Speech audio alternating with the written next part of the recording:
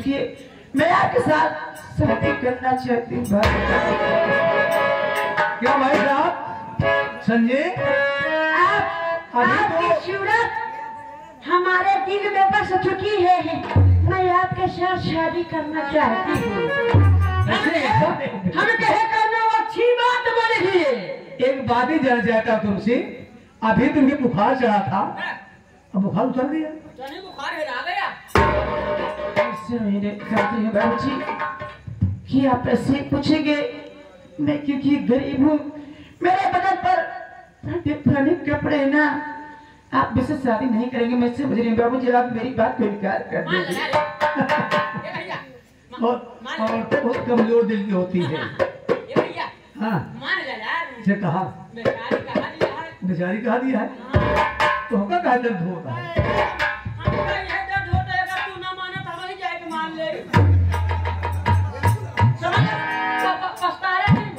पुराने खड़े पछताया नहीं भैया।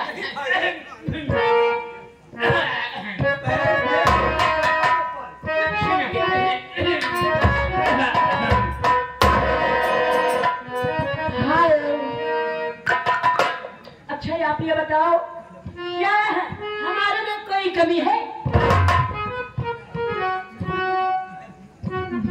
कहना क्या चाहते हैं? अब घबराइए मत, हमारे में किसी चीज की कमी नहीं है। मैं खुद का बिजनेस भी करता हूँ, सोमवार मंगल बाल खरीदने जाता हूँ। बाल तो यार पिज्जा बनाओ जा रहा भैया। आई लव यू,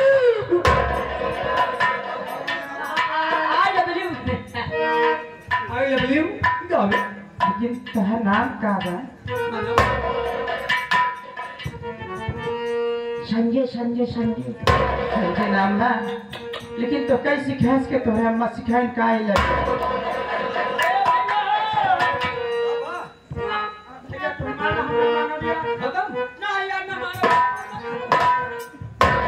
सावित्री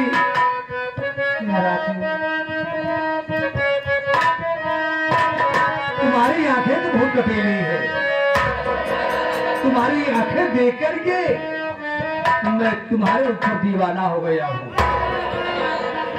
आंखें नहीं जैसे हिरन की आंखें दिखाई दे रही है। मेरी बात सुनो, आंख से आंखें मिलके विचार हो गई, आंख से आंखें मिलके विचार हो गई, साथ मारा दिल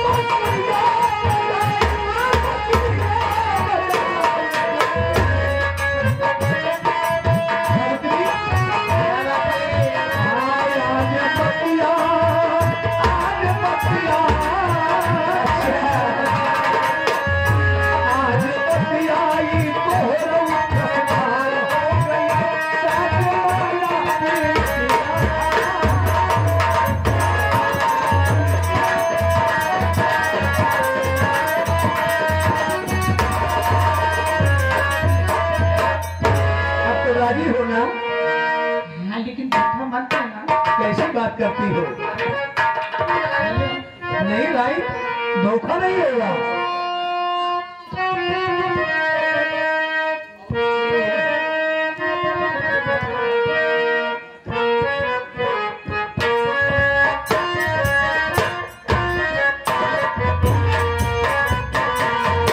शुरू हो रही है क्यों रे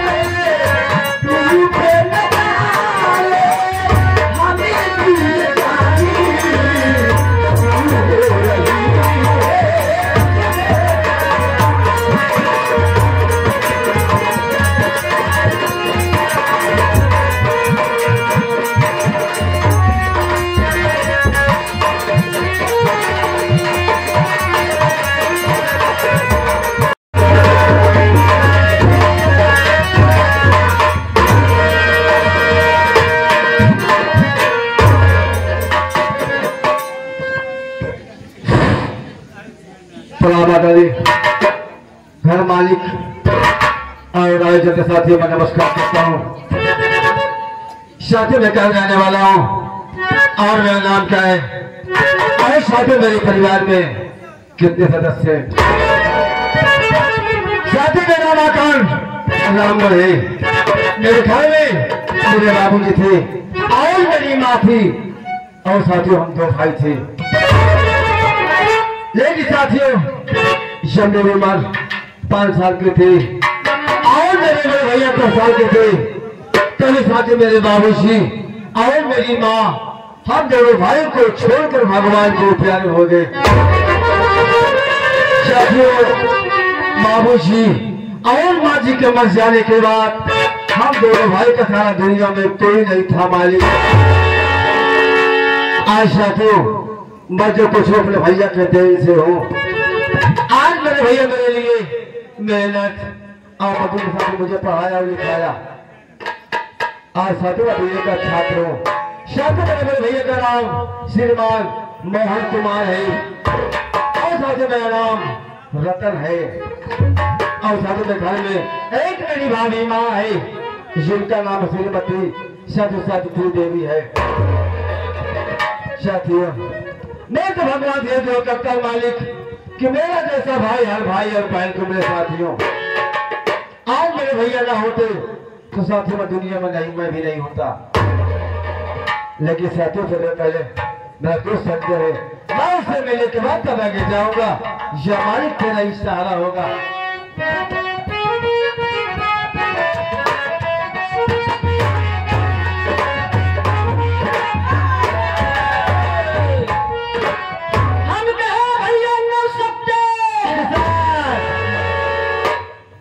तो है कुल पढ़ाई लिखाई ना सब क्यों यार हम तो सिर्फ पूछा कही अबे आपने कहा क्या मैंने उत्तर दिया। यार सुबेरो कहा तुम कहा क्यों का भैया देखो उसको बोलते भैया नमस्कार भैया जय राम राम राम। भैया जय राम नमस्कार राम राम सीताराम राधे श्याम भैया। नहीं संजय क्या हाल चाल है। हमारा ठीक है भैया तोहार का हाल आता है वो मेरा ठीक है। ये भैया हो क्या है ए भैया अरे कुछ बोलोगे यार। वो तोहरे करे जवा का हाल बा भैया मेरे करे का सब हाल चाल ठीक है संजय। भैया हो क्या ए भैया अबे कुछ बोलोगे। अरे यार वो तोहरे आधार सिटिया का हाल बा क्या आदर सिटी क्या है बे। वो का कहा थी अबे इसको बोलते हैं यूनिवर्सिटी। ए भैया क्या तू जवान मरचवा में दे रहा नहीं साले का भगवान में मेरे को चुप नहीं का। अबे साले को बोलते हैं मार्च के महीने में हाँ, हाँ। मैंने अपना जब पेपर दिया था परीक्षा दिया ना जब की लग गया भैया हाँ और सब ठीक ठाक है ना ठीक ठाक है। लेकिन संजय हाँ? तू कुछ जानते हो यार। हाँ यार भैया तू कुछ नहीं जानते होगे। हम का आज या दुर्गे माँ जानते हो मुर्गे माँ भागीपुर और हम के बीच में दुर्गे माँ का मेला लगा हुआ है। अरे यार भैया मेला लगा वो अरे राजा बहुत मेला खुशी लगा भैया कर मेला चल के तुम बोल रही है खा भाई पैसा तो वही है माँ खुश हो क्या आइटम से पैसा कौड़ी बाजी करा भाई हाँ। तुही जहाँ मेलो चलो दो चार जने की जेबा काटा ना खुद दूसरे पैसा दे रहा मेला देखेगा तुझे पकड़ा है का यार तुझे पकड़ा है का। नहीं मान लो जैसे पैसे कमी हो जाए तो काट ले अब पकड़ पर तो का हुई पकड़ ले कि भैया राजे अकेले करे भाई कभो नहीं करत रहे कोई समझ ले कि भाई काम करो करना जिंदगी में नहीं है। न करो भैया आ सकते हैं आवा चला जाए लेकिन कैसे भैया कैसे सोचा था कुछ कहा चाहता है यार कुछ कहा चला ताकि मेला में आराम से पहुंच जाए। ठीक है संजय अगर बोला तुम्हारी इच्छा है ठीक है वो भी हो जाएगी। अरे यार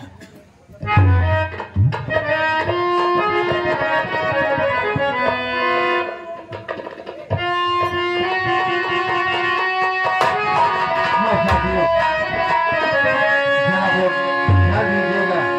एक छोटी सी विकास की थे एक पत्नी अपनी पति से क्या करे ध्यान दीजिएगा साथियों।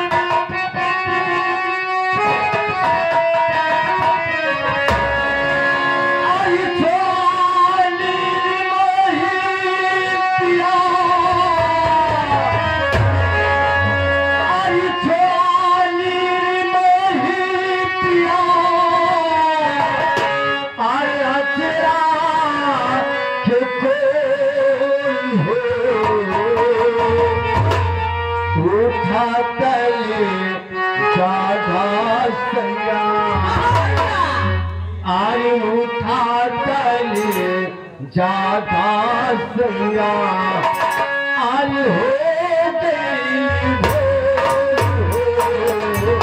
उठा